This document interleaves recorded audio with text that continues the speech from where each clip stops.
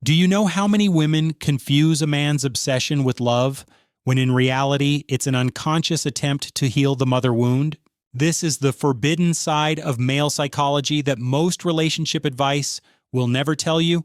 It's not about romance, it's not about chemistry, it's not even about compatibility, it's about the ancient, unresolved pain that lingers beneath the surface of his desire. Carl Jung called this the mother complex, a psychic imprint formed in the boyhood years that shapes how a man loves, loses, and obsesses in adulthood. The woman who awakens this complex is not just a partner to him, she becomes a symbol, a mirror, a portal back to his first attachment and his first betrayal. Most men don't realize this is happening, but you've seen it, you've felt it.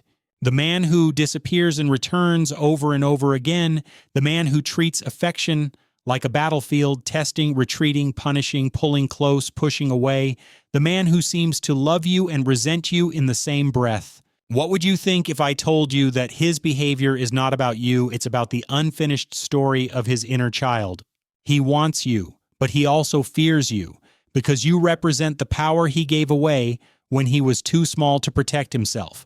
And when a woman embodies both love and detachment, when she refuses to overgive, refuses to become his emotional caretaker, refuses to soothe wounds that are not hers to heal, something happens deep inside his unconscious. He becomes obsessed, not because she is cruel, but because she becomes the catalyst for his unmet need. This is why certain women become unforgettable. It's not about beauty or charm, it's about archetypal power. Jung taught that the psyche is ruled by symbols far older than our personal histories. The mother archetype is one of the deepest. She is nourishment and danger. She is comfort and annihilation. She is warmth and abandonment. And when a man meets a woman who embodies real feminine power, not a girl who pleases, but a woman who stands in her sovereignty, he projects his unresolved mother wound onto her. He wants her to heal what was broken long before she arrived, but here's the secret: she cannot. And if she tries, she loses herself, because the moment a woman shifts from lover to mother, she becomes the container for his regression. She stops being desired and starts being depended upon. Her mystery evaporates. Her erotic energy dries up. She is no longer the woman he longs for. She is now the emotional crutch he secretly resents. That is why the woman who knows her worth holds the boundary. She does not carry his pain for him. She does not sacrifice her feminine depth to become his therapist. She does not explain his behavior away with endless compassion, hoping that if she loves him enough, he will finally grow. Instead, she becomes the mirror he cannot escape. She allows him to feel the void. She lets him wrestle with the echo of his childhood wounds without rushing to fill the silence. She knows that his obsession is not love. It is a spiritual summons to face the parts of himself he has ignored. And sometimes this makes him spiral. Because obsession is often just avoidance wearing perfume, he thinks he wants her, but what he really wants is to bypass his own shadow work. He wants her to be the salve for his mother wound without realizing that only he can do that.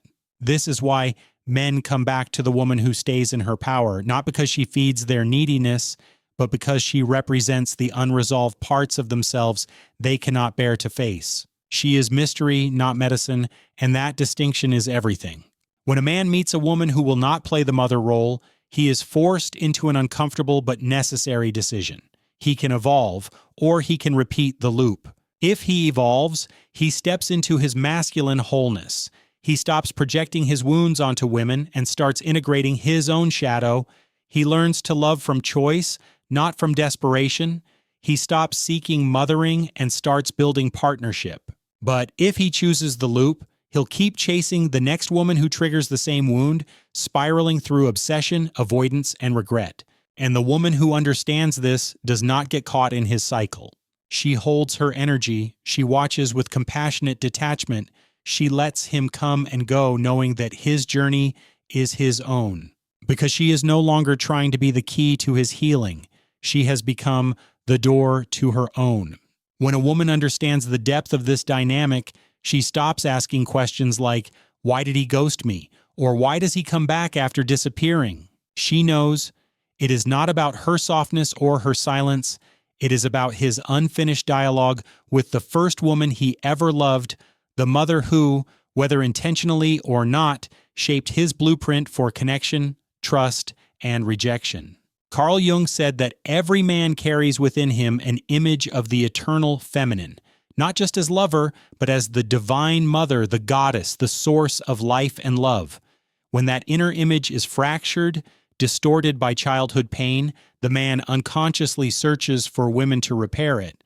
But he does not seek healing in the light. He seeks it in the shadows. And that is where obsession lives. Obsession begins when desire is fused with old wounds. It creates a loop of craving and punishment, intimacy and withdrawal, devotion and cruelty. A man locked in this pattern will oscillate between worshiping a woman and resenting her for holding power over his emotions. Some women fall into the trap of trying to rescue him from this chaos. They believe that if they are patient enough, loving enough, forgiving enough, they can soothe his haunted inner child. But what they don't realize is this: the moment you become his emotional caretaker, you sacrifice your role as his lover. You shift from mystery to mother, and the erotic bond dies. The feminine is not meant to heal the masculine by absorbing his wounds. She is meant to hold her center, to invite him into growth by refusing to enable his avoidance. This is where true attraction lives, not in pleasing but in provoking evolution. When a woman holds her silence, when she does not chase, explain, or fix, she forces the man to sit with his own discomfort. He is left alone with his projections, his fantasies, and his fears. And in that space, something primal happens. His psyche begins to unravel the difference between real love and emotional dependency. It is terrifying for him because for the first time, he must look in the mirror and ask, am I attracted to her, or am I chasing a lost part of myself? This is why he comes back. Not because she made him comfortable, but because she triggered something unresolved. Her refusal to mother him stirred a dormant ache.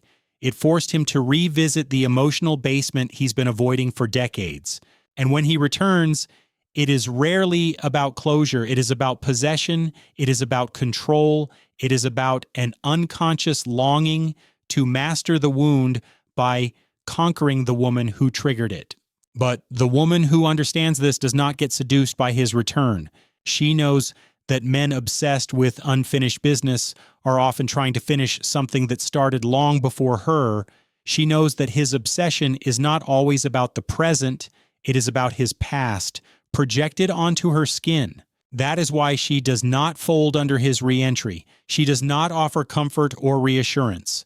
She watches, waits, and remains rooted in her self-worth. Because she knows this: the man who truly loves her will not come back to possess her. He will come back transformed. He will come back as a man, not a wounded boy seeking a surrogate mother. And if he doesn't, she is willing to let him go. This is the secret most women never learn. The power is not in getting a man back. The power is in knowing when his return is not a sign of love, but a test of your boundaries. Do you collapse into old roles, or do you hold your ground? The woman who holds her ground is not cold, she is not cruel, she is clear, and clarity is what sets her free.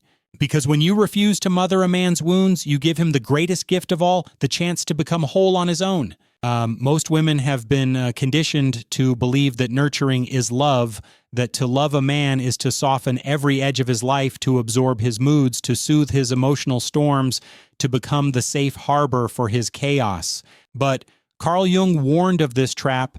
He called it the danger of identification with the archetype. The woman who unconsciously merges her identity with the mother figure becomes ensnared in a cycle of over-responsibility. She stops being a partner and becomes a savior. And saviors are not loved, they are used. This is why so many women end up exhausted, resentful, and confused after men obsess over them, disappear, and then return with familiar promises of change. The cycle feels intimate, but it's not love. It's trauma reenactment. The man is not coming back because he suddenly realized your worth. He's coming back because you hold a mirror to his original wound, the one he cannot bear to face alone, and yet part of him knows he must. He doesn't consciously think, She reminds me of my mother, but his body remembers, his nervous system remembers, his psyche projects. In her silence, he feels the echo of maternal withdrawal. In her boundaries, he feels the sting of childhood rejection. In her refusal to overgive, he feels the wound of not being enough. This is why obsession is born in the gap between longing and denial. The more he tries to pull her into the role of emotional caretaker, the more she refuses, the deeper his craving becomes. But here is the paradox. If she surrenders and gives him what he thinks he wants, constant emotional comfort, his obsession dissolves. The chase is over. The mystery dies. The power dynamic collapses. Why? Because his unconscious mind was not chasing the woman herself. He was chasing the wound. And once she agrees to heal it for him, she no longer represents his desire. She becomes another part of his emotional dependency, another figure in his psychic loop.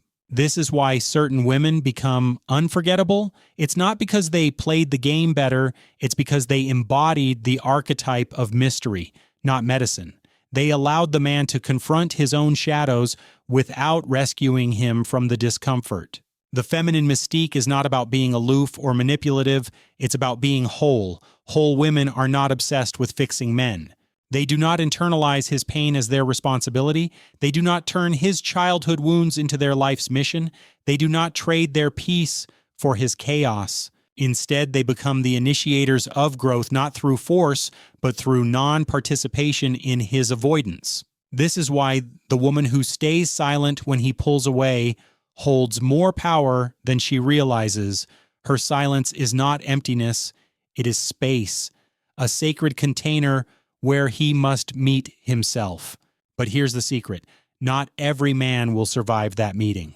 Some men will run from it forever. They will bounce from woman to woman, each time seeking a new caretaker to avoid the truth. Others will spiral into bitterness, blaming the woman for not loving them enough, when in reality, she simply refused to abandon herself for his comfort. But the rare man, the one willing to evolve, will use this moment as a crucible. He will stop asking, "Why won't she give me what I need?" and start asking, "Why do I keep seeking my mother in my lovers?" That question is the doorway to growth, because real love is not about completing childhood, it is about creating a new story. The woman who understands this does not shrink herself to fit into his wounds. She does not downplay her needs to make room for his trauma. She does not silence her own desires in fear of triggering his abandonment issues. She lets him feel it, all of it, because she knows that if a man cannot hold his own shadow, he will never hold her light. And she is not interested in being half-loved by half-healed men. She is not afraid of his obsession. She is not flattered by his return. She knows exactly what it means and what it costs. So she waits, not for him to come back, but for herself to remain intact.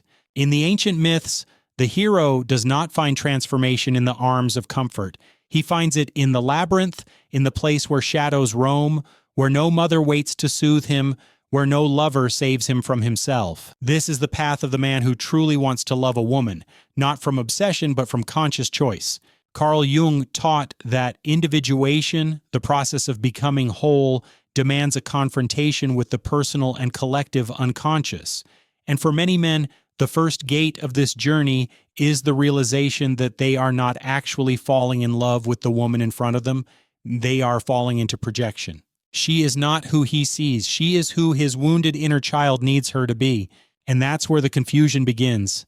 Desire mixed with dependency, affection tangled with fear, obsession disguised as romance. But the woman who understands this no longer fears his intensity. She knows that his push-pull behavior, his disappearances and returns, his hot and cold affection are not signs of her inadequacy. They are signs of his inner split, the unresolved boy colliding with the adult man, each pulling in opposite directions. When she stays rooted in her feminine power, she allows this collision to happen without stepping into the crossfire. She does not intervene. She does not soothe him. She does not make herself smaller to accommodate his emotional chaos. She holds still, she lets the silence speak, and in that silence, he must finally choose, stay trapped in projection, or step into self-awareness. Most men are terrified of this choice because self-awareness requires ego death. It requires him to dismantle the fantasy that a woman will fix his pain. It forces him to face the mother wound without sedating it through obsession, control, or codependency. It demands that he become his own parent, his own healer, his own protector. This is why he obsesses over the woman who does not mother him. She threatens his old pattern. She becomes the mirror he cannot shatter. But obsession without action is just addiction. Some men will stay addicted to the fantasy of her forever, replaying the same loops, stalking her memory, chasing women who feel similar, but different enough to pretend it's a new story. Others will become bitter, blaming her for the very silence that was always meant to set him free. And a few, the rare few, will rise. They will stop seeking the woman who reminds them of mother. They will stop punishing the woman who won't soothe their ego. They will begin the inner work that leads to true masculine wholeness. And when that happens, something alchemical occurs. The woman ceases to be an object of obsession. She becomes a respected equal, not a healer, but a partner, not a replacement for his mother, but a sovereign woman in her own right. This is the highest form of love, not a merging of wounded parts, but a union of two whole beings, each responsible for their own shadows, each walking their own path of growth. For the woman, this realization is liberation. She no longer wastes energy decoding his mixed signals. She no longer agonizes over his disappearances, wondering what she did wrong. She no longer internalizes his projections or mistakes his longing for love. She sees it clearly. His obsession is about his childhood, not her. And so she detaches not from compassion, but from control. She lets him leave. She lets him come back. But she never abandons herself in the process. She chooses peace over chaos, mystery over explanation, empowerment over rescue. Because she knows this, the man who truly loves her will not ask her to mother his wounds.